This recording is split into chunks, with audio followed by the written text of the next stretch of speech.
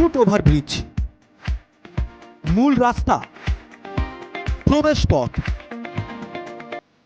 Ticket counter, যেদিকে চোখ যায় শুধু মানুষ আর মানুষ। বড়দিনের আগে রবিবার জমজমাট চিড়িয়াখানা। বড়দিনের আগে শেষ রবিবার এবং শেষ রবিবারে একেবারে আলিপুর চিড়িয়াখানায় উপচে পড়া ভিড়।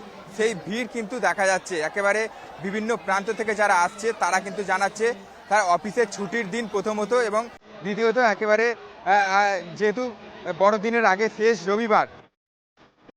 কেউ এসেছেন অফিস কলিগদের সঙ্গে, কেউ আবার পরিবার নিয়ে। রোজ নামচার ব্যস্ততা থেকে ছুটি, তাই রবিবারের সকালে ডেস্টিনেশন চিড়িয়াখানা। সারাদিন ঘুরবো, ফ্রেন্ডসদের সাথে আনন্দ করব, খাওয়া দাওয়া করব, দিনটাকে এনজয় করব।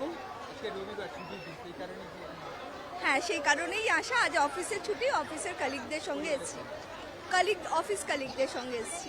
রবিবার মানে যে চিড়িয়াখানা, ডিসেম্বর মাস যেহেতু চিড়িয়াখানা পিকনিকের একটা তো ব্যবস্থা থাকে, বন্ধু বান্ধব সবাইকে নিয়ে ঘোরা, আনন্দ করা, এইটাই। খাওয়া দাওয়া টুকিটাকি তো আছেই। জিনিস দেখা, পশু দেখা, বাঘ সিংহকে দেখা, খাওয়া দাওয়া, অনেক মজা করা। তো বাবা মা বন্ধু বান্ধব। হাওড়া দাসনগর। ভিড় সামাল দিতে হিমশিম খেতে হয়েছে কর্তৃপক্ষকে। কোনো রকম অঘটন এড়াতে কলকাতা পুলিশের তরফে চলছে লাগাতার মাইকিং।